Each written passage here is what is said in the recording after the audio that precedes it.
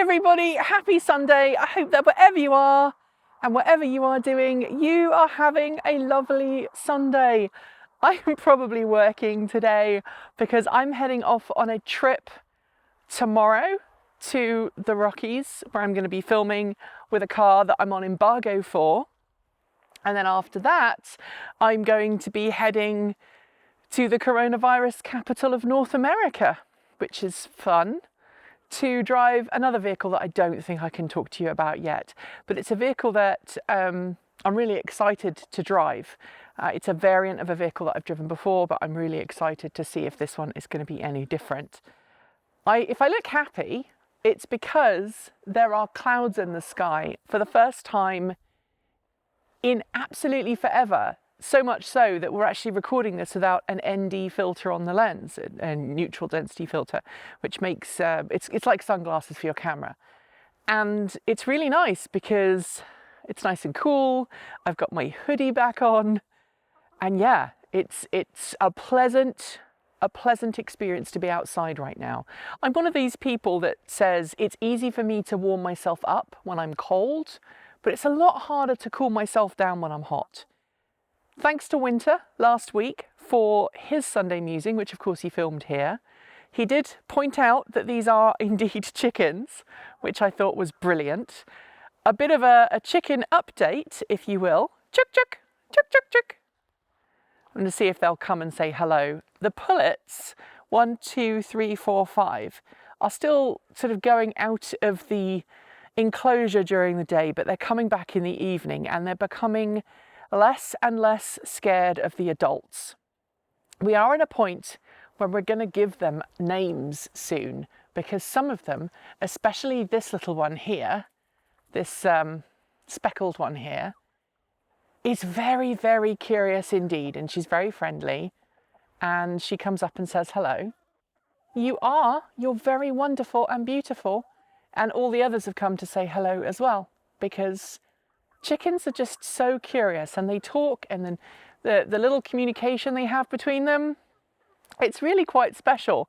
Apart from the one who is a real scaredy cat, this one here just runs off every time. But that is not what I want to talk to you today about. What I want to talk to you today about is transportation and travel.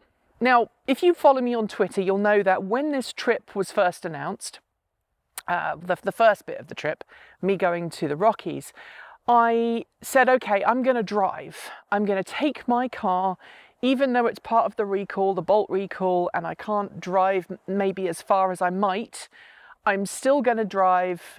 I'm going to, book into hotels. I'm going to be safe. I'm going to avoid COVID wherever possible by effectively keeping myself in my own little electric car bubble. It will be a lower carbon footprint, etc., etc. Then I got invited to the second event, which literally happens the next day. So I'm going to have to fly. And so I've kind of got to that kind of mindset of, okay, I do have to fly.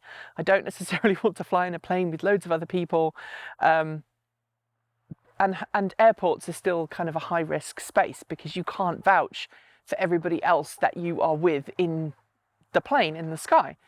And it's been a real shame, because I like flying. I've always liked flying, but ever since COVID has hit, I've been much more reluctant to fly. And here in North America, unless you happen to live on the East Coast, between, say, the northeast part of the US down as far as Washington, DC, and there is a train service that goes down the East Coast further, the chances are taking a train is not an option. If you are in Europe, train is always the option. And we've talked about traveling by train before, but we've not talked about traveling by train in this particular context. Namely, President Biden in the US wants to invest in rail infrastructure and wants us to have more commuter rail routes and more passenger rail routes that you can do long distance trips in. Now, obviously, traveling by electric train is really wonderful. I have traveled to press launches in Europe before using the Eurostar, and it was a really wonderful experience, because you go to King's Cross and you get on your train, and then the train goes under the English Channel, and before you know it, you are in France on the continent, and then you're in Belgium, and it's a very quick experience, a very fun experience, and I enjoyed it more than flying. It was slightly longer than flying, but it meant that I could enjoy the actual journey. I could look out the window, I could get up and walk around. I was able to bring more things with me than I would had I been on a plane. And I'm curious to know if any of you watching this would actively want to travel cross-country by electric train if there were more electric train options in North America. That's obviously for the people who live in North America. And for the people who live elsewhere, maybe you already do have a lot of trains, but maybe cost is prohibitive. Certainly in the UK, the cost of travelling by train is just really ridiculous, especially on some of the more popular commuter routes.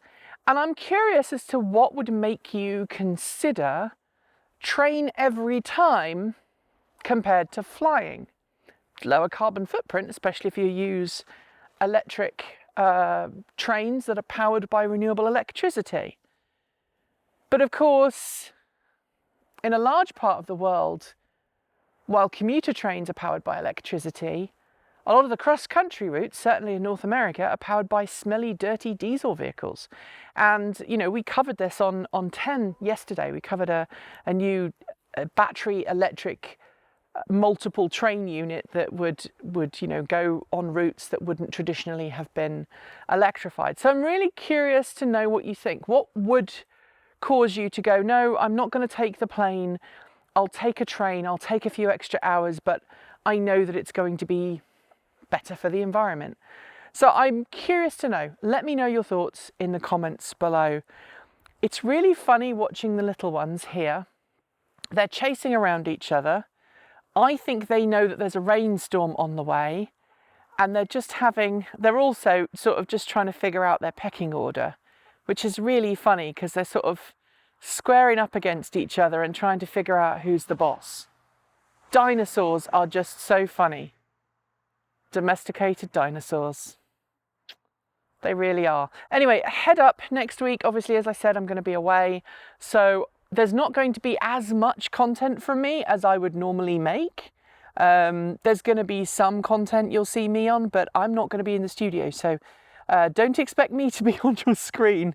That's it for today. I really am very grateful for all of you for watching. Don't forget to give it a thumbs up and a like, and don't forget to subscribe to this channel and our main channel and our shorts channel. I had to think about that for a second because normally it's the main channel, the shorts and the take two, but this one, as it's on take two, it's the main channel and the shorts one. And obviously I know that while a lot of you do watch it and are subscribed, if you aren't subscribed, it does kind of give us a bit of a headache because Google's doing weird things with the algorithm right now, and I've noticed that it's not been recommending us necessarily as much as it should have done.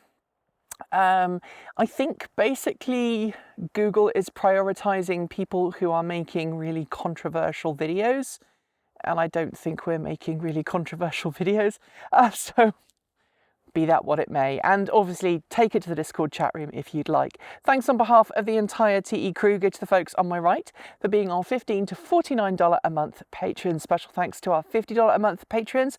That's David Janakula, Andrew Martin, Guido Drahoa, Brophy Wolf, Tesla in the Gong, Paul Conway, Sean Ueda, Gordon C, Regine Fellows, Anonymous Freak, Jim Burness, Carl Hodgson, Anthony Coates, Laura Sanborn, Rory Litwin and Denny Hyde. And our deepest gratitude to our $100 a month patron supporters: John Lyons, Marcel Ward, Reggie Watts, JP Fagerback, Will Graylin, Ellery, Hellersley, and of course, Ian. If you'd like to join those ranks of wonderful supporters, you can do so by following the links below. You can support us through Patreon, Bitcoin, or just send us some Ko-fi. Maybe you want to send me some Ko-fi so I can buy myself a coffee at the airport. It would be greatly appreciated.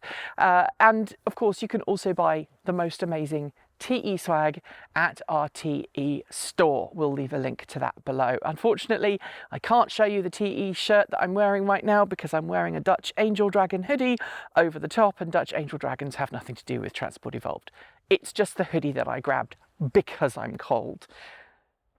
Erin, and Kate and Winter will all be back next week with great content. I think I'm probably going to be doing the shorts still, but they'll be taking care of the main channel. I'll be back for 10, the next 10. And then next time we see each other, we will have a new family member to tell you about, the wonderful little Sumo, who is joining us next weekend, our new furry friend. He is a red merle border collie, and I'm so excited to introduce him to you. Thanks for joining me, and as always, keep evolving.